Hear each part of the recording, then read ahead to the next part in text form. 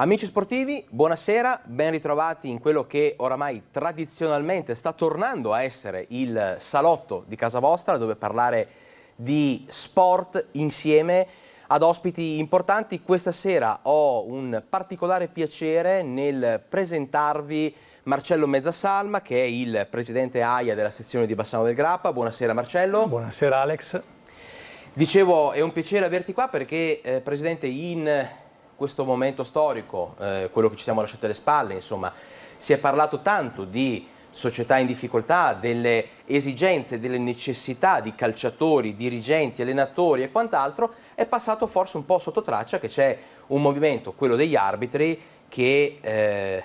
assolutamente coinvolto in questa fase di ripartenza. Quindi raccontaci come hanno vissuto e come state vivendo questo momento. È stato un momento difficile, come un po' per tutti i settori del vivere comune, del vivere quotidiano. Noi all'inizio, come tutti, siamo rimasti un po' spaesati e la prima cosa che abbiamo fatto è stata quella di interrompere gli allenamenti di massa al polo di allenamento che abbiamo a Rossano Veneto. Questo perché volevamo garantire assolutamente come prima cosa la salute dei nostri ragazzi e perciò fino a tutt'oggi insomma i ragazzi non si sono più allenati congiuntamente. Abbiamo però, perché la forma fisica per un arbitro è fondamentale come per i calciatori, abbiamo dato a tutti, grazie ai nostri preparatori atletici, un programma di allenamento da poter svolgere singolarmente e quindi i ragazzi hanno lavorato singolarmente, dico anche speriamo perché non è sempre facile, ma per mantenere una forma che permetta loro nel momento della ripartenza di partire diciamo con una certa tonicità e con una certa anche capacità di poter affrontare le gare. Al tempo stesso abbiamo cercato di arrabattarci tutti quanti, io e il mio consiglio direttivo, per far sentire che la sezione era presente, quindi non solo da un punto di vista dell'allenamento ma anche da un punto di vista tecnico e quindi abbiamo organizzato 2 master sezionali tramite la famosa piattaforma Zoom e abbiamo lavorato con questa fino a quando poi l'AIA ci ha attivato tutta una nuova piattaforma con Google e quindi abbiamo fatto questi 2 master con i ragazzi di prima e seconda fascia, cioè quelli che puntavano diciamo ad andare a livello regionale e anche ad inserirsi nella prima fascia e con loro abbiamo affrontato tutta una serie di filmati di gare da loro dirette peraltro o di altre gare, sviscerando quelle che sono diciamo le peculiarità del regolamento. Questo affinché tutti rimanessero naturalmente sul pezzo e non perdessero il contatto con la realtà del calcio, la realtà quotidiana. Per questo motivo abbiamo anche girato ben 2 sessioni di quiz tecnici da poter effettuare, le abbiamo corretti insieme guardando dei video. La cosa bella è che il mio segretario Riccardo De Martino ha poi proposto una cosa che per me è stata molto bella nel momento diciamo di maggiore difficoltà, ovvero dire gli allenamenti tramite dei programmi che venivano forniti dalla Nike se non sbaglio, dove i ragazzi in videoconferenza facevano dell'allenamento statico quando non si poteva più uscire, cioè nel lockdown fase 1 dove nemmeno la corsetta sembrava essere garantita e lì hanno fatto tutta una serie di movimenti, di articolazioni che hanno permesso loro di rimanere in forma e soprattutto diciamo di non poltrire, di non rimanere sul divano. Questa è stata una cosa molto bella perché abbiamo tenuto diciamo la parte tecnica e la parte anche di allenamento, però non abbiamo dimenticato nemmeno i ragazzi dell'ultimo corso e del penultimo corso, soprattutto quelli dell'ultimo perché loro hanno sostenuto l'esame quando dovevano sul più bello iniziare a debuttare è arrivato il coronavirus e loro devono ancora scendere in campo. Però abbiamo trovato questo gruppo di una decina di ragazzi che con noi hanno fatto altre 2 sessioni con la piattaforma, molto determinati, hanno partecipato, hanno risposto molto bene alle domande, hanno dimostrato che avevano voglia di iniziare questa attività e soprattutto hanno sentito che c'è un'associazione a loro vicina, un'associazione che è anche famiglia, tant'è che noi ci siamo fatti gli auguri di Pasqua tutti insieme con una grande riunione tecnica con 140 persone, anche se era diciamo un momento, un segnale importante che tutti hanno apprezzato proprio perché abbiamo detto siccome le famiglie stanno insieme in questi momenti abbiamo anche fatto questo, quindi abbiamo sfruttato nel nostro piccolo la tecnologia per poter fare tutte queste diciamo misure di contatto e di stare insieme. Al tempo stesso siamo riusciti anche a fare i consigli direttivi, cosa importante perché l'AIA con delle disposizioni precise ci ha permesso di verbalizzare, di fare diciamo, la nostra attività quotidiana anche tramite le piattaforme. Insomma, diciamo che nel calcio dei dilettanti non c'è ancora la VAR, però la tecnologia, tutte le altre forme di tecnologia vi hanno aiutato. Certo. Presidente, entriamo un pochino nella testa degli arbitri, con quale spirito adesso in vista della ripresa dei campionati un direttore di gara entrerà nello spogliatoio, che è identificato come uno dei posti, diciamo, più a rischio, insomma, per il fattore contagio. La serenità dell'arbitro è minata, è compromessa, oppure si sta lavorando anche su questo? Ma io direi che gli arbitri sono dei professionisti, anche se non sono professionisti nelle loro paghe, nei loro rimborsi, e perciò loro si sono documentati, li abbiamo anche noi aiutati a documentarsi e sanno quali sono le misure da tenere e saranno naturalmente resi edotti di tutto ciò che è necessario quando andranno a dirigere le gare. È chiaro che gli arbitri di Serie A, B e credo anche quelli di C per i playoff, stiamo ancora attendendo ma pare sia così, avranno dei protocolli ben precisi che fornisce l'AIA centrale. Attualmente per tutta la parte dei dilettanti, quindi dalla Serie D a scendere e anche il calcio a 5, praticamente sono fermi, non iniziano i campionati, quindi loro devono solo impegnarsi a non disperdere il patrimonio di allenamento fisico che hanno fatto e il patrimonio di allenamento mentale. Noi ci incontriamo anche a breve,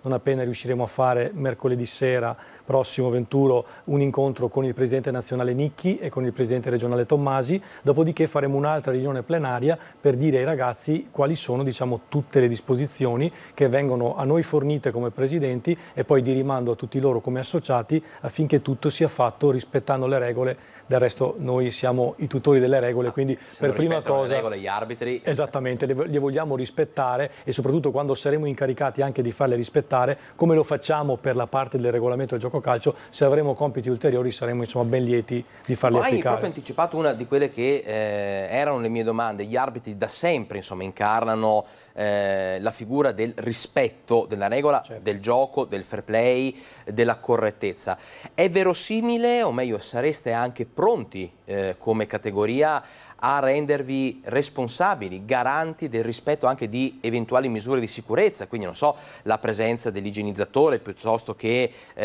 insomma, la gestione dello spogliatoio, delle docce, il distanziamento, insomma gli arbitri nel nostro calcio dilettantistico potrebbero provvisoriamente essere arbitri anche della sicurezza? Io credo che se ci venissero date delle disposizioni ben precise noi saremmo in grado di farle rispettare, perché come facciamo un'analisi molto dettagliata, naturalmente per i compiti che ci vengono dati dalla federazione affinché le regole del calcio siano rispettate, quindi dagli appelli, dal controllo dei documenti, sicuramente con un protocollo ben preciso noi avremmo l'obbligo di dare un supporto, di verificare che tutto sia in regola e di dare inizio alla gara solo se le cose sono in regola. È chiaro che non possiamo agire da soli e abbiamo bisogno di una direttiva a livello nazionale come minimo e questo io spero ci sia chiarito, naturalmente non credo già mercoledì dal Presidente nazionale, ma a breve quando sicuramente speriamo riprendano i campionati, perché io credo che per quanto riguarda la parte dilettantistica noi ne riparleremo a settembre. Adesso dovremo con la fase 3, che se non sbaglio inizierà il 3 di giugno, con la fase 3 dovremo riniziare a riprendere un po' contatto, avremo appunto queste disposizioni e lì cercheremo di entrare in forma,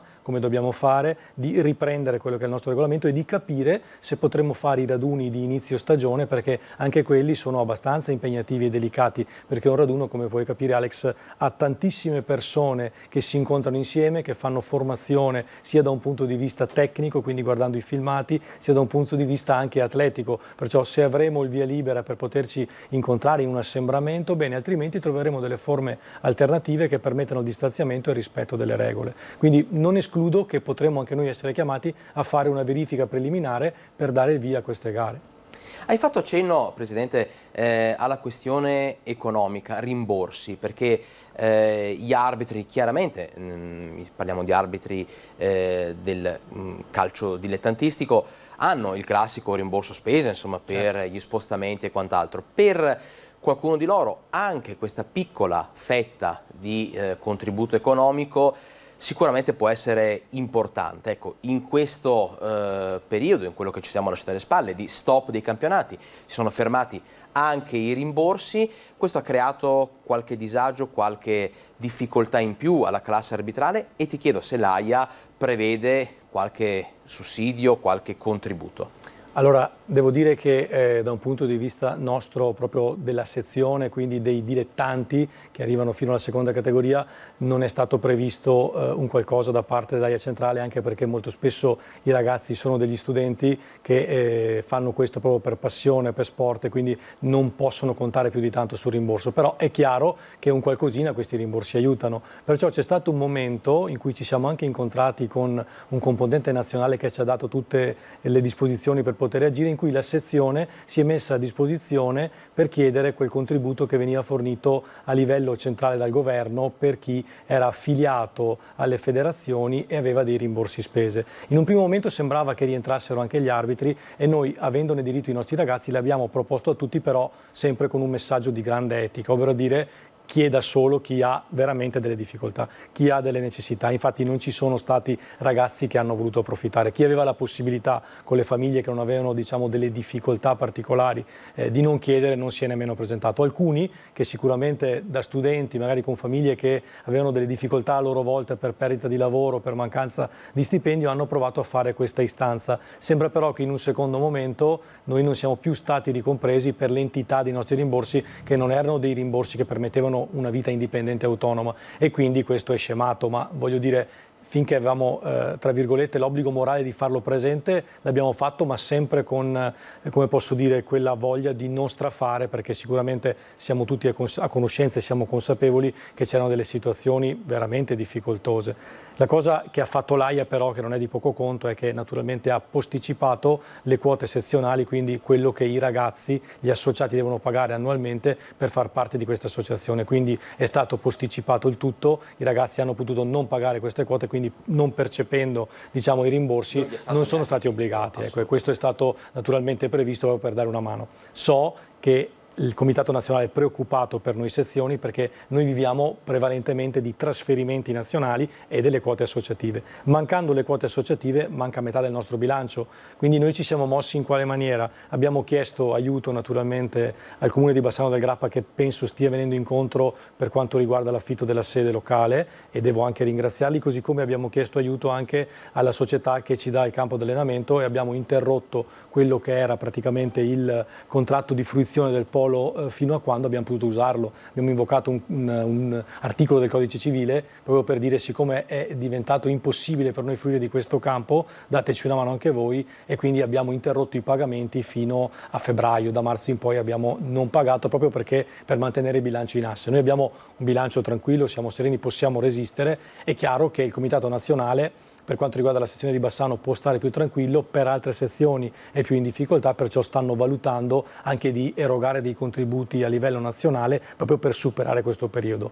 Però credo che se a settembre le cose vanno come dovrebbero andare, quindi speriamo bene, senza recrudescenze di questo virus, insomma, noi dovremmo metterci tranquillamente in linea e poter proseguire la nostra attività con serenità. Un messaggio sicuramente importante e incoraggiante. Cerchiamo di dare un altro messaggio incoraggiante in chiusura della nostra piacevolissima chiacchierata, perché, Presidente, ci sono già tante società sportive che stanno facendo presente un ipotetico calo di iscrizioni dei ragazzi, dei giovani al settore giovanile per la prossima stagione, per paura di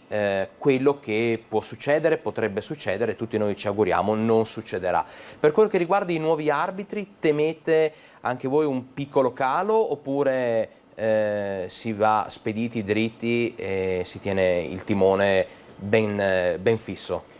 Ma io devo dire che per natura sono ottimista, non ho sentito ragazzi preoccupati, semmai ho dovuto tenere frenati i ragazzi perché loro vorrebbero partire, vorrebbero allenarsi tutti insieme, vorrebbero passare oltre. D'altronde stiamo parlando di ragazzi a livello sezionale che molto spesso vanno dai 16 anni per arrivare fino ai 25-30, insomma, quindi sono dei ragazzi che hanno voglia di uscire, entusiasmo, passione, entusiasmo, voglia di vivere. Sono più preoccupato, visto che noi collaboriamo e ci siamo sentiti, e di questo devo dire sono molto felice, con gli organi della Federazione Italiana Gioco Calcio, perché noi lavoriamo in sinergia, siamo naturalmente due braccia dello stesso corpo, lavoriamo più insieme, e ci siamo sentiti perché pare che molte società abbiano delle difficoltà anche economiche, quindi non si sa bene come ripartirà. So che però anche la Federazione sta lavorando lavorando per dare una mano alle società proprio perché non si disperda quel patrimonio immenso che è il dilettantismo che c'è qui a livello nazionale ma anche a livello veneto. Perciò i nostri arbitri, ripeto, non ho sentito nessuno che abbia timore di tornare ad arbitrare, semmai ho sentito tanti che mi dicono ma quando è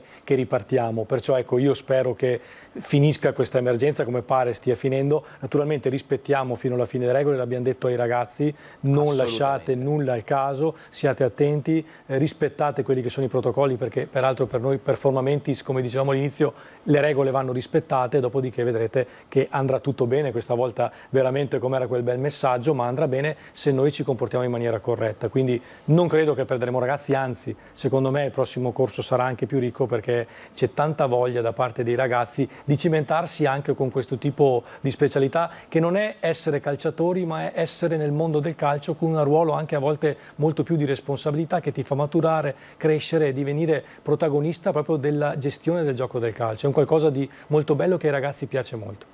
E allora, dopo questo accorato appello che è un qualcosa a cui tutti noi ci uniamo, insomma, perché vogliamo che riprenda tutto, vogliamo che si ritorni alla normalità, vogliamo che il calcio, lo sport continui a essere protagonista delle nostre vite. Io ringrazio il presidente Marcello Mezzasalma per essere stato con noi, grazie Presidente. A te, Alex. E l'appuntamento, come vi dico ogni sera, è sempre qui alle ore 20 su Rete Veneta, dal lunedì al sabato. Grazie e buona serata.